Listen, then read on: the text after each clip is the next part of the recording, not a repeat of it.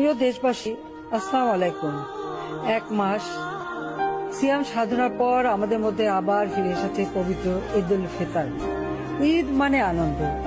আসুন আমরা পরিবার, আত্মীয় স্বজন, পাড়া প্রতিবেশী সহ সমাজের গরিব অসহায় মানুষের পাশে দাঁড়াই ঈদের আনন্দ ভাগাভাগি করে নিই। এবারের শবে কদরের পবিত্র রজনীতে মহান আল্লাহ যেন তাঁর সকল বান্দার মোনাজাত কবুল করেন তা প্রার্থনা করছি। একই সঙ্গে পবিত্র ঈদে সকলকে জানাই ঈদ মোবারক।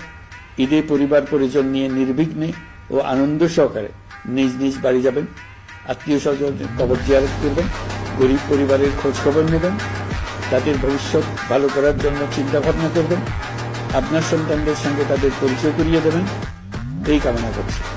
ঈদের জামাতে দলমত নির্বিশেষে সবাই যেন পরাজিত শক্তির সকল প্ররোচনা সত্ত্বেও সুদৃঢ়ভাবে ঐক্যবদ্ধ থাকেন, সেজন্য আল্লাহর কাছে মোনাজাত করবেন, এই আহ্বান জানাচ্ছি।